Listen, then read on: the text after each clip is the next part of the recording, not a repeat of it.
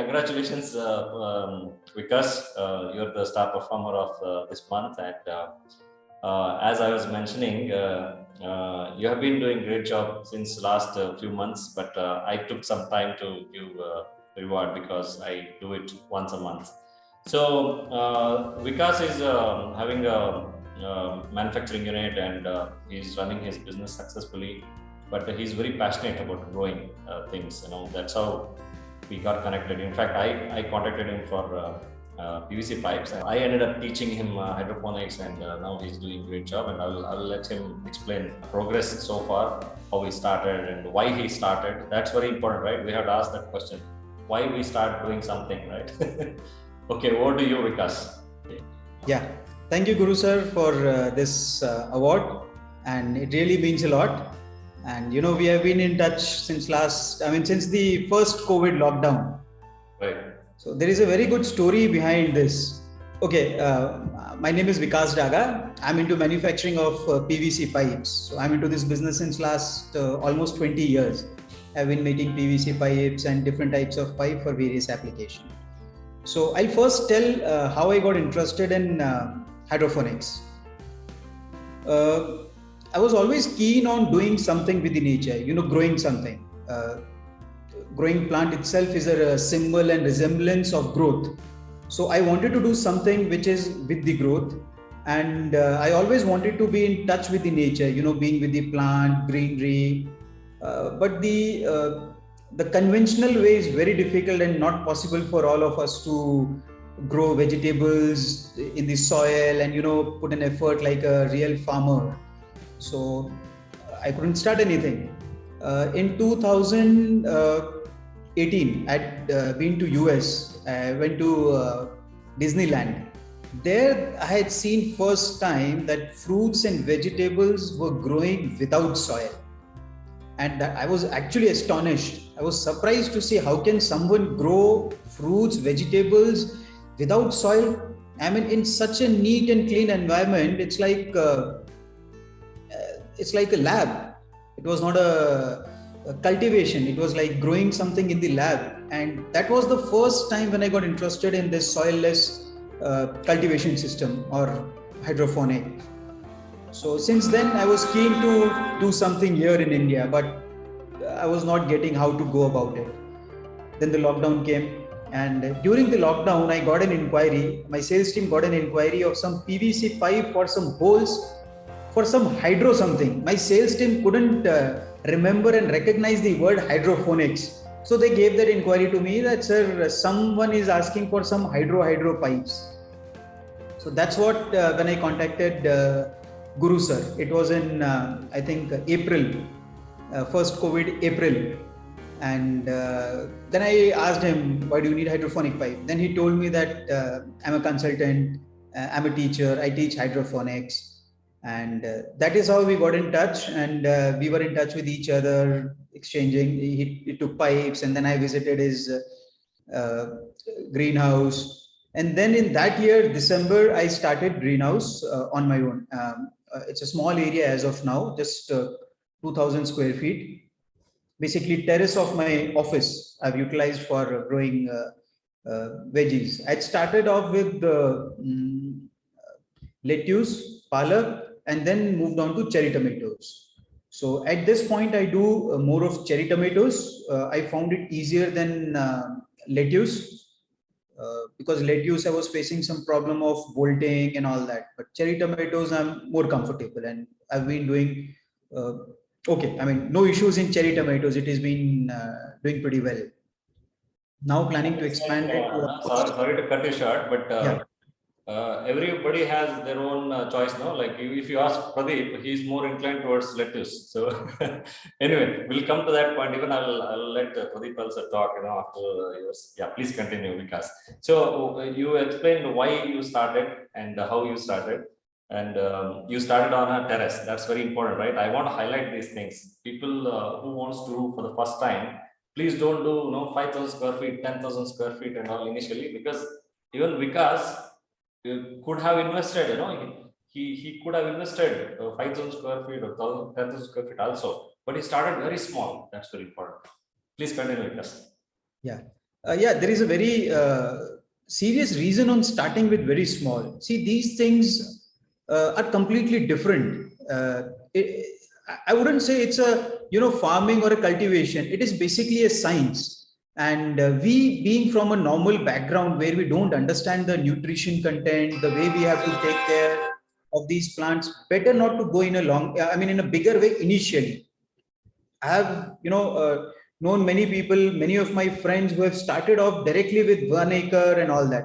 And later they failed and they said, nahi, hydroponic mein maza nahi hai, mere ko nuksan ho gaya, it's not good. There is no problem with the hydroponic. It's basically how you start. And it needs your personal touch. You simply cannot have hired few people and just they take care and you just enjoy the fruits. It doesn't happen that way. I'll share one more very interesting story also. Uh, okay, things were growing pretty well, no problem. There was a time when the nutrients got over. I thought, okay, 1 month I'll manage without nutrients. How does it matter? So that 1 month prolonged to 2 months. And Guru sir, maybe knowing that I didn't buy any nutrients for, I think, 2, 3 months. So I also became a little lethargic to buy nutrients. And I thought, okay, just 2, 3 months, how does it matter? What will happen? Nothing.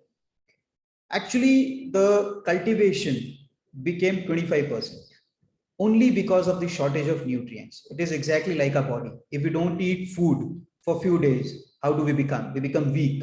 We can't do anything. So the same thing happened to my cherry tomatoes. Cherry tomatoes have become the size of, blueberries. The size was so small, and my entire lot for 2 months got rejected, cherry tomatoes, because there was no nutrients. So the last, I think a month back, I took a pack of nutrients and everything from you, Guru sir. Since then, and I think just a week back, my team said, "Sir, now fruits are coming good." And I was thinking that, okay, sometime if we miss nutrients, how does it matter? These are plants, they'll take something and it'll grow. It doesn't happen. This is a really serious matter. I was taking it lightly, but it is a very serious matter. That is when I thought that good, I did not, went for a big way, because on 1,000, 2,000 square feet, I can afford to lose 1 month's cultivation. But if I go with 40,000, 50,000 square feet, I can't afford that. Absolutely, absolutely. So make mistakes in small scale. So that's very important message that Vikas is giving. So we make mistakes. We have to make mistakes. We have to learn. So do it in a small scale.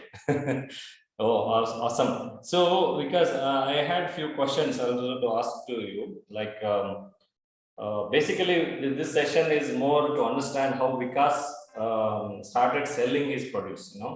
I have heard from him, but I want it to be heard by others as well. Before that, how challenging was it, initially when you started, right? I know you asked me to visit and all. That's all fine. But before even starting that, how you felt? What was the most challenging thing for you when you just started? The most challenging thing was to find a person who can guide me. As I said, this is not a regular cultivation, it is a kind of a science. So you need to find a right person who can guide you. So finding that guide, finding that guru was one of the crucial steps. Yeah. If you find guru, then probably your all steps are taken care of. Point to be noted, guys. Okay, that's very valid point. He tried different things, right? Like he told, he tried palak and lettuce, and also baby corn. Baby corn. Baby corn he could grow, but I told him, it is not commercially viable, but you can just grow for yourself. He did that also, and then he finalized his crop to cherry tomatoes somehow, and is doing great job since then. And of course, he tried different seeds, and finally he got good seeds, and everything was fine. And he also found a few people whom he could train. So another important thing, right? So before you being hands-on, you cannot train others. It's like blind leading blind kind of thing. So even he understood, how to do things. Then he assigned someone rather than assigning everything to others. Without he knowing himself, right? So that's a great thing about him. And he said about initial struggles. Let's come to the thing. Anything else you want to add, you can add. Initial struggles or whatever. But I want to listen more. Hear from you is how you sell the produce, how you started selling the produce, and what do you suggest people to do that? If someone is a beginner, what do you suggest? Yeah. So, okay. Once I met Guru sir, he visited many times to my farm. Then we finalized on the variety of seeds and how to grow everything began. I started growing. And then the question was where to sell. I visited many places like Godrej Fresh, Reliance Fresh. I mean, Nature's Basket, Godrej Nature's Basket, Reliance Fresh, a few, three, four nearby supermarkets who could, buy these produce. But I didn't get any good response from them. Basically, they were already tied up with some or the other one, and they were not keen on buying one or two produce from someone and remaining from someone else. So I was facing a lot of problem. In that also, actually, Guru sir only helped me. You gave me, if you remember, Woolly's contact detail. So I contacted Woolly. They are also an aggregator only, online. They sell. So I contacted Woolly, and since then I've been selling only to Woolly. I've not concentrated or I've not tried for anything else, anybody else. There is a kind of a sort of a contract. You would say that whatever I grow, I give it to them. We've fixed a price, and it's easy because I don't grow so much that I can go and contact 10 people and just give it to them. Neither I have a subscription pattern because I don't have many product. I just have one or two product. So it is always better to be attached to one person. You make, you sell, or of course if you're consuming, giving it to friends and family, that's a different issue. But when you come to selling, if you have only few produce, so it's not possible practically to go and knock the doors different places to sell. Better to stick to one. Aggregators are the best, though you get less yield, I mean the less amount, but at least there is a fixed buyer. You don't have to hunt for anyone. So that was the thing, and I've been doing with them since then. That's a good point. Like you cannot blame aggregators because they have network and they are spending money on transportation and everything, advertising. So as I said, we have to sell to someone, right? When you have very little quantity, or even you have large quantity, if you cannot sell individually to the direct to customers, you'll have to depend on someone. So that's very important point. And ultimately you may build your own network and you can sell for higher prices, but that will take time. But initially you have to sell it. I remember you're saying, I have produced, what to do with that? I have to sell it, right? So yeah, how many times you can give it to your relatives or family, that you cannot do forever, right? Even they will be fed up after some time, oh, Vikas is coming, so he's coming up with his letters. So anyway, anything else, Vikas, you want to add to the newcomers? That's it. Sorry? Anything else you want to add to the newcomers or beginners? Yeah. What do you think they can do later, or what you are planning to do later? So No, I mean, whatever you say. If I just have to say something now, I can say now also, or whatever your schedule is, I can say yeah, that. you can say now. Maybe after you finish, then I will ask Pradeep to talk. Okay, to the newcomers, my advice would be try this. Definitely, it's really a good thing to do. The first and the foremost is you get a good feel. When you do something, when you grow something, when you are with the greenery, and when you do it by your hand, right, you really feel good. I mean, just if you have not done it, do it. Few people who are doing it, they must be feeling this, that it is not only a source of food, it is a source of feeling. You really tend to feel good that you've grown something, you have done it. And the feeling of when you get a good produce, when you give it to your friends, family, that you are growing this, it gives a completely different feel. You may be, all of you may be successful in your own field, but this gives a good kick. Yeah, thank you. So, what do you think is the future of soilless farming or vertical farming, at least in India or Bangalore? What do you think? Okay, looking at current scenario of a lot of changes in the weather, the pattern of rain, pattern of summer, pattern of winter, everything has changed. Earlier, 10, 15 years back, there used to be fixed timing when we used to see rain or summer or winter. If you see now, everything has shifted 1 month here and there. So you don't know what time, what temperature, what rain, what moisture level will be there. So growing in a typical soil medium for anything is a little risky. I don't know how farmers are suffering in India. I mean, they are the most hardworking community, at the same time most suffered also. So to bridge the gap between the suffering and the good growth, the greenhouse is the only way. Probably soilless also we can add to that. Of course, we can't have everything soilless, but at least whatever we can have soilless, we should be doing it in that. It's a controlled medium. Whenever we do something in a controlled environment, we have a control on it. We have a control on input, and that's how we get a better output. So, of course, there is a very bright future for soilless farming. I mean, if you look at Western countries, I mean, almost all these green vegetables, microgreens, berries, cherries, all these things are grown through soilless medium only. So over a period of time, I mean, these things are also going to come here. In fact, there are fresh farms, Simply Farm. There are many companies who are doing this already in a very large scale. I mean, hundreds of acres there are companies who are doing. In Hyderabad, I think Simply Fresh would be one company which is doing hundreds of acres in, near to Hyderabad or that area.